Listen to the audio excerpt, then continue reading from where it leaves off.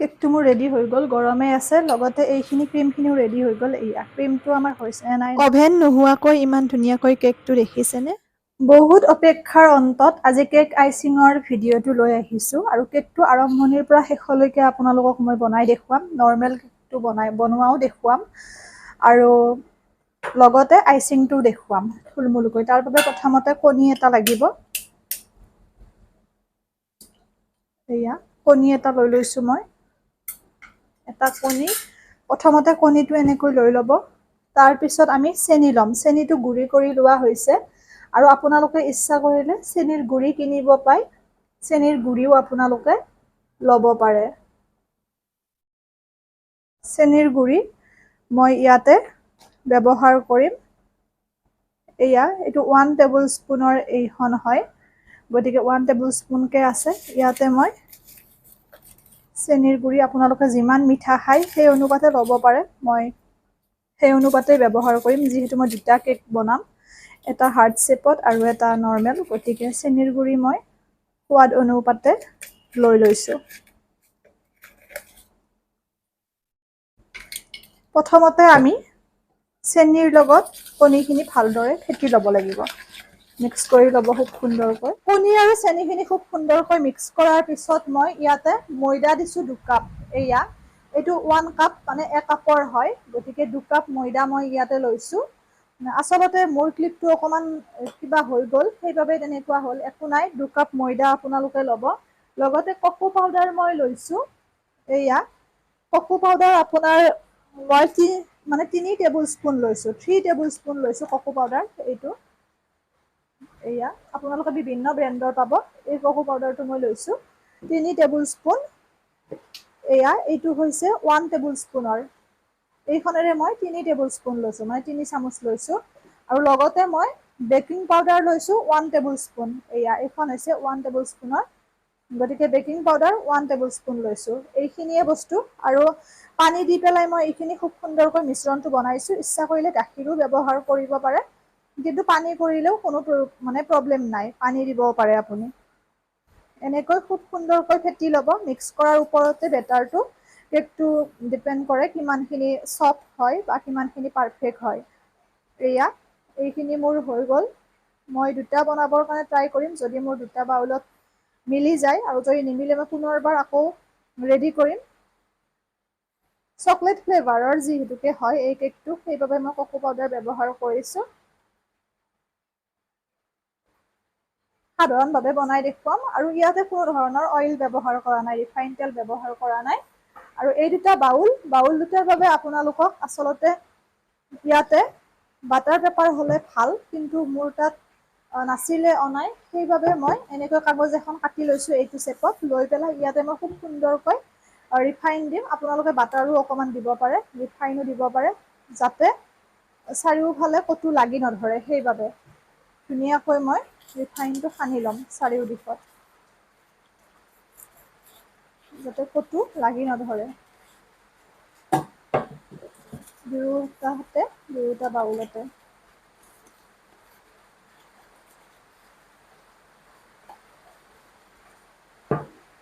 বৰষুণ দি আছে বাহিৰত, বৰষুণৰ চাউণ্ড অকণমান পাব পাৰে। আৰু এই বেটাৰটো দেখিছে কোনটো পৰ্যায়ত হৈছে আমাৰ। এয়া ৰেডি হৈছে। এতিয়া মই খুব সুন্দৰকৈ দি দিছোঁ। যদিহে মোৰ মানে এটা কেকেই হ'ব পাৰে, হয়তো এটাই হ'ব। আনটোৰ বাবে বনাওঁতে মই আপোনালোকক দেখুৱাই দিম, মানে মই কেনেকে কি কোনখিনি বস্তু ব্যৱহাৰ কৰিছোঁ, কাৰণ যিহেতুকে এটা কেকেই হ'ব এইখিনিৰে। আৰু ময়দাটো স্কিপ হৈ আছিল, ভিডিঅ'টোত উঠা নাছিল। গতিকে আনটো বনাওঁতে মই আপোনালোকক দেখুৱাই দি আছোঁ।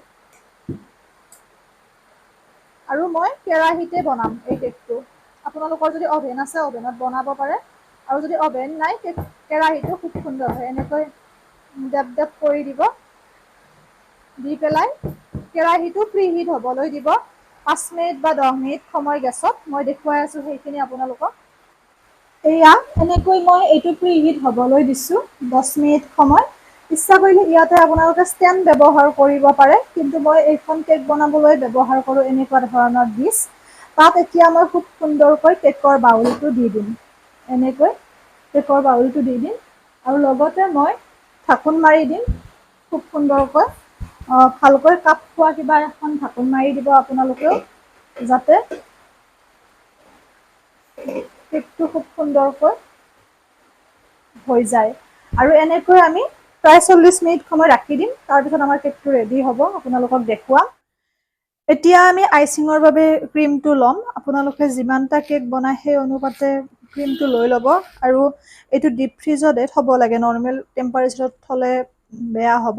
গতিকে আৰু যেতিয়া ক্ৰীমটো লয় তাৰ 10 মিনিটমান আগত উলিয়াই ল'ব, তেতিয়া অকণমান গলিব আৰু উলিয়াবৰ কাৰণে সুবিধা হ'ব। মোৰ বেছি টাইম হোৱাই নাই, সেইবাবে উলিয়াবৰ কাৰণে অকণমান দিগদাৰ হৈছেই। তথাপিও ৰৈ থাকিব যিহেতু নোৱাৰি, এনেকৈ মই প্ৰয়োজনীয় অনুপাতে ক্ৰীমটো লৈ ল'ম।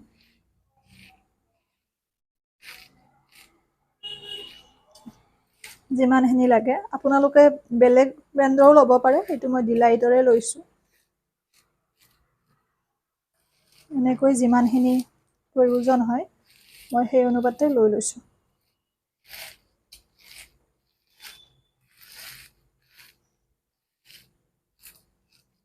যিহেতু মই 2টা কেক বনাম,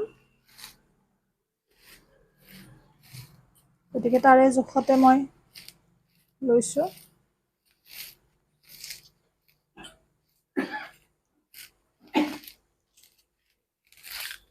হৈ যাব ইমানখিনি। এতিয়া বাকীখিনি মই খুব সুন্দৰকৈ পুনৰ থৈ দিব লাগিব ডিপ ফ্ৰিজত যিহেতু।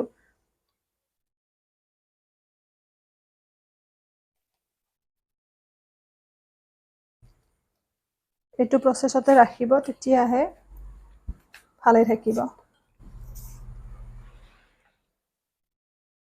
এতিয়া আমি বাকীখিনি খুব সুন্দৰকৈ ব্লেণ্ড কৰিম। এতিয়া আমি ক্ৰীমখিনি ব্লেণ্ড কৰিম, এনেকৈ একত দি এটা হিচাপতে কৰিব।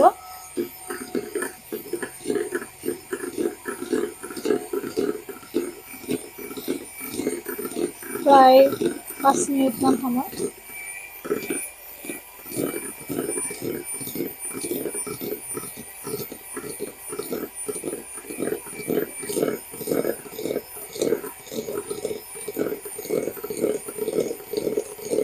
এনেদৰে মই ক'ম যেতিয়া এইখিনি ৰেডি হ'ব, দেখুৱাই দিম কোনটো পৰ্যায়ত, যাতে আমি ওলোটাই দিলে ওলটি নাযায়।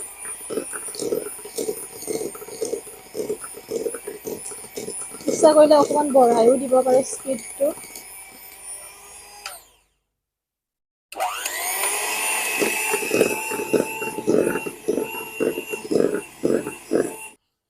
এয়া কেকটো মোৰ ৰেডি হৈ গ'ল, গৰমে আছে, লগতে এইখিনি ক্ৰীমখিনিও ৰেডি হৈ গ'ল। এয়া ক্ৰীমটো আমাৰ হৈছে নাই হোৱাৰ মানে চাব লগাটো এনেকৈ চাব, আৰু ওলোটাই দিও চাব পাৰে আমাৰ ক্ৰীমটো পৰি নাযায়, তাৰমানে আমাৰ ক্ৰীমটো ৰেডি হৈছে। এয়া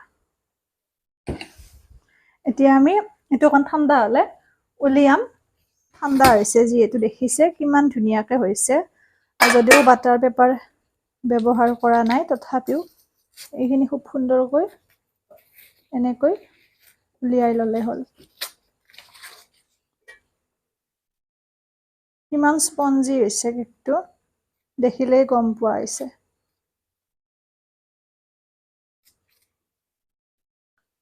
অভেন নহ'লেও ইমান ধুনীয়াকৈ আমি কেকটো বনাব পাৰোঁ। আচলতে বস্তুখিনি যেতিয়া জোখৰ হয়, তেতিয়া কেকটো খুব সুন্দৰ হয়। এয়া এতিয়া আমি কেকটো কাটিম। মই 3টা লেয়াৰত কাটিম। আপোনালোকে সূতাৰেও কাটিব পাৰে ইচ্ছা কৰিলে, কিন্তু মই মোৰ সুবিধা অনুপাতে মই কাটি ল'ম। গৰমেও আছে, কিন্তু ঠাণ্ডা হোৱালে ৰ'বৰো সময় নাই।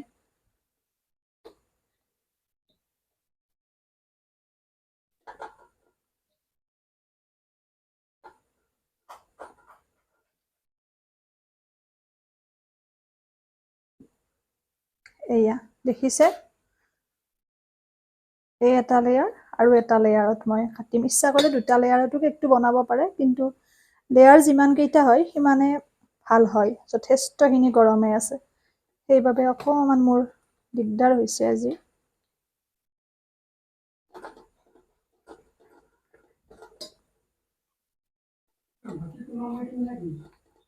এনেকৈ তিনিটা লেয়াৰত কাটি ল'ম। এয়া তিনিটা লেয়াৰত কাটি লোৱা হৈ গ'ল। এতিয়া আমি এটা এটাকে লেয়াৰ দি যাম, ধুনীয়া সো মাজেৰে ল'ব।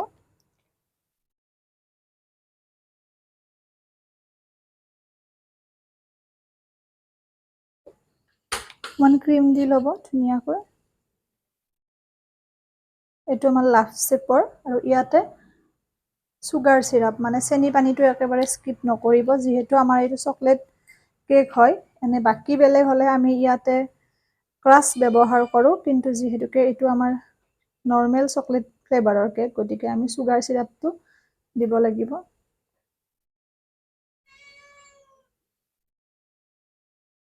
যিমানে চুগাৰ চিৰাপটো দিব সিমানে কেকটো ছফ্ট হৈ থাকিব বহুত টাইমলৈ, গতিকে একেবাৰে এইটো স্কিপ নকৰিব।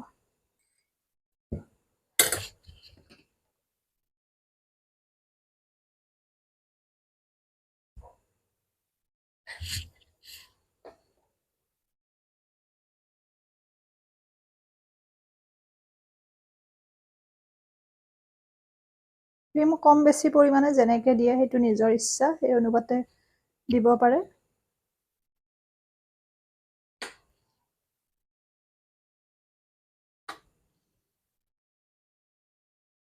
তাৰ পিছৰ ষ্টেপটো দি দিব, যাতে সমান হয় সেইটো নজৰ ৰাখিব, নহ'লে শ্বেপটো নাহিব।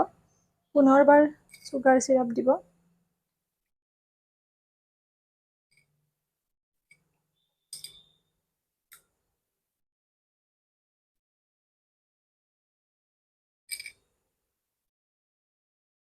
এনেকৈ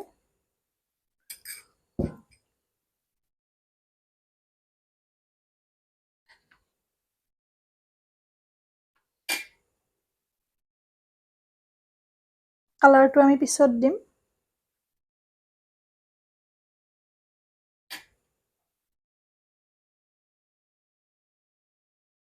যিহেতুকে ইয়াত মই কোনো ধৰণৰ এচেঞ্চ ব্যৱহাৰ কৰা নাই, সেইবাবে মই অকণমান ক্ৰীমটোৱে বেছিকে ৰাখিছোঁ।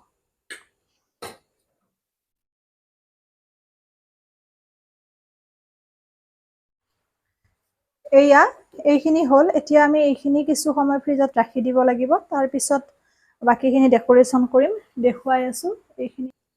এতিয়া আমি কেকটো কৰিম বাকীখিনি ভালদৰে। কালাৰটো মই অকণমান ইয়াতে বেলেগ ব্যৱহাৰ কৰিম, গতিকে পিংক কালাৰটো ব্যৱহাৰ কৰিম ইয়াতে। তাৰ বাবে কালাৰৰ বাবে আমি লৈছোঁ পেপিলনৰ, এনেকৈ আপোনালোকে কালাৰ পাব। ইয়াতে যিটো কালাৰ ব্যৱহাৰ কৰে সেইটো কালাৰে ইউজ কৰিব পাৰে। মই পিংক কালাৰ যিহেতু ব্যৱহাৰ কৰিম।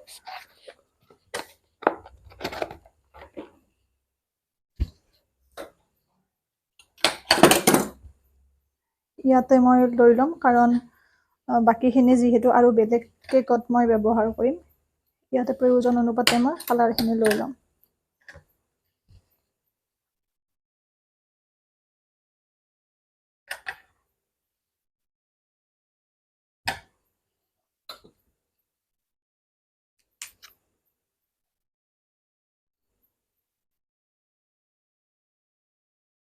ইয়াতে কালাৰ ব্যৱহাৰ কৰিম, বহুত বেছি নিদিওঁ, অলপমান দি দিছোঁ।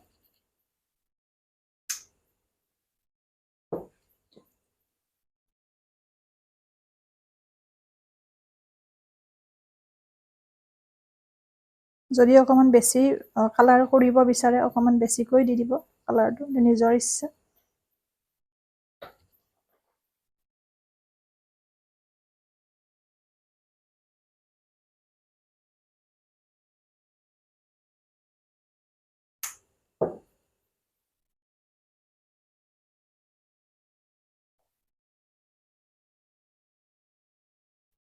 আৰু ভালদৰে মিক্স কৰিলে ধুনীয়া কালাৰ হ'ব।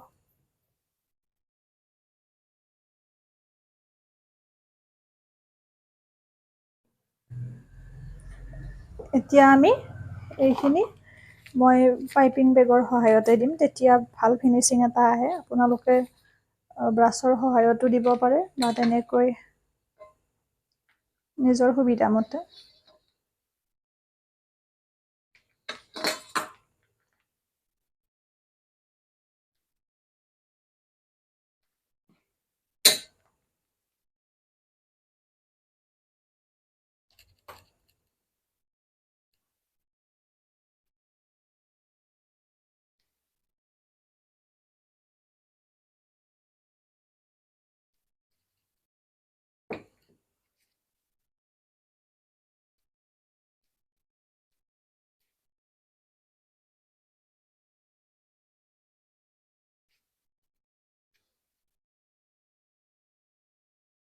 এনেকৈ যদি খুব সুন্দৰকৈ সাইডটোত দি দিয়ে তেতিয়া ভাল হয়।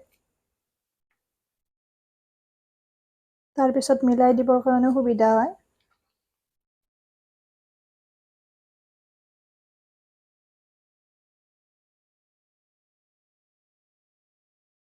এনেকৈ মই এইয়া কেকটো মোৰ ৰেডি হৈ গ'ল। যদি আপোনালোকে সম্পূৰ্ণ আইচিঙৰ বা ডিজাইন কেকৰ চাব বিচাৰে জনাব। মই অনাগত দিনত বা নতুন কেকৰ ভিডিঅ' আনিম। যিহেতুকে গোটেইখিনি এটা ভিডিঅ'ত আনিলে বহুত দীঘলীয়া হৈ যায়।